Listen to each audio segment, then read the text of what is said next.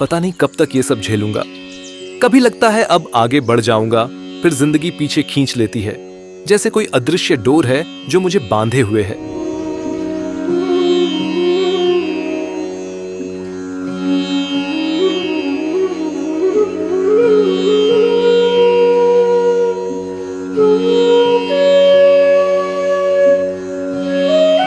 बहुत देर से देख रहा हूं तुम्हें। ये पत्थर इतना मजबूत नहीं जितना तुम बन गए हो, फिर भी तुम उस पर बैठे हो जैसे हार मान ली हो। आप कौन है? आप अचानक, और ये संगीत, ये शांति। नाम की जरूरत उन्हें होती है जो खुद को भूल गए हों, पर तुम्हारे लिए मैं बस एक आवाज हूं जो तुमसे निकलकर तुम्हारे पास आई है। क्या ये सपना है? हो सकता है, पर याद रखो, कुछ सपने इतने सच्चे होते हैं कि वे ही तुम्हारी असली नींद तोड़ते हैं। आप नहीं समझ पाएंगे। मैंने बहुत सहा है। लोग बस बोलते हैं मेहनत करो, आगे बढ़ो, लेकिन कोई नहीं देखता कि अंदर से मैं कितना थक चुका हूं। उम्मीदें बोझ बन गई हैं। थकान शरीर की नहीं होती वत्स।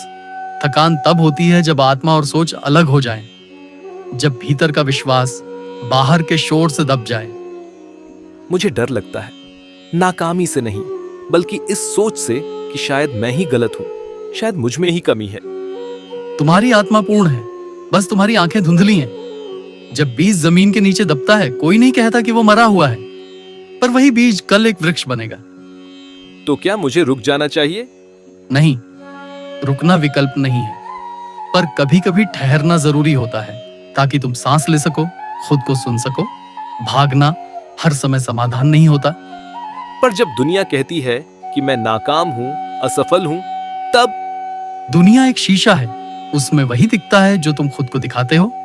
अगर तुम खुद को टूटा मानोगे तो वो भी तुम्हें टूटा ही देखेगी। खुद को संपूर्ण देखो और दुनिया का दृश्य बदल जाएगा। तुम नदी को देखो, वह कभी एक सी नहीं रहती, लेकिन क्या वे रुकती है? नहीं, बहती है। कभी चट्टानों को काटती है, कभी खुद बहकर मोड़ बदलती है। यही जीवन है, प्रवाह। पर मैं तो थक गया हूं। थकना ठीक है, पर हार मानना आत्मा का अपमान है। जब दुनिया तुम्हें गिराए, तुम खुद को थामना सीखो। एक दिन तुम्हारा गिरना ही तुम्हारी उड़ान की तैयारी होगी। मैं अब डरूंगा नहीं। अगर तूफान भी आए तो अब मैं बहने से नहीं, खुद को खोने से डरूंगा। अब उठो, तुम्हें कोई दिशा नहीं दूंगा, क्योंकि तुम्हारी दिशा तुम्हारे भीतर है। मेरी भूमिका सिर्फ इतनी थी कि तुम्हारे सवालों को तुम्हारे सामने रख दूं।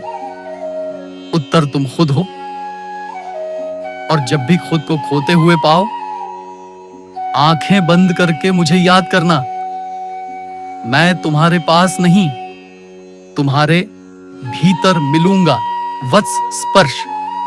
आज जो संवाद हमारे बीच हुआ, वह केवल तुम्हारे जीवन की एक घटना नहीं थी। यह हर उस आत्मा का आंतरिक युद्ध है जो जिंदगी की भीड़ में खुद को खो बैठी है। तुम अकेले नहीं हो जो थकते हो, टूटते हो, डरते हो। हर मनुष्य के भीतर एक मैदान है जहां हर दिन विश्वास और भय के बीच युद्ध चलता है। इस कहानी में तुमने जो अनुभव किया, वह सिर्फ भावनात्मक पीड़ा नहीं थी, वह एक आमंत्रण था तुम्हारी आत्मा के जागरण का। और अब इस कहानी का सार, इसका तत्व तुम्हारे साथ ही उन सब के लिए है जो जीवन में खोए हुए हैं। इस कथा से तुमने क्या सीखा वत्स? तुमने सीखा कि थकना स्वाभाविक है, पर रुक जाना विकल्प नहीं। जीवन कभी सीधी रेखा में नहीं चलता। उसकी सुंदरता उसके उतार चढ़ाव में ही है। जब मन हार मानने लगे, तब समझो कि आत्मा तुम्हें फिर से खड़ा करना चाहती है। हर टूटन एक नए निर्माण की पूर्व पीठिका होती है। जब बीज फटता है, तभी अंकुर फूटता है। ऐसे ही जब तुम्हारे भीतर की परतें टूटती हैं, तब असली तुम जन्म लेता है, जो भयहीन है, अडिग है और परम की ओर अग्रसर है। दूसरों की दृष्टि तुम्हारी सच्चाई नहीं है। लोग तुम्हें परख सकते हैं, लेकिन वे तुम्हारा संपूर्ण चित्र नहीं देख सकते। इसलिए कभी भी खुद को उस आईने में मत देखो जो दूसरों ने तुम्हारे लिए धुंधला कर दिया हो। प्रवाह में रहना ही जीवन का सत्य है। जैसे नदी बहती है, कभी सरल, कभी विकट रास्तों से, वैसे ही तुम्हें भी अपने अनुभवों से बहना है, सीखना है और आकार बदलते रहना है। रुकने में मृत्यु है, चलने में चेतना।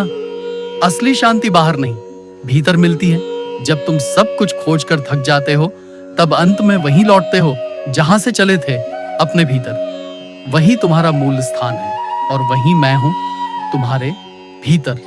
इसलिए जब अगली बार जीवन तुम्हें तोड़ने की कोशिश करे, मुस्कुराना, क्योंकि अब तुम जानते हो कि तुम पत्थर नहीं, एक प्रकाश हो।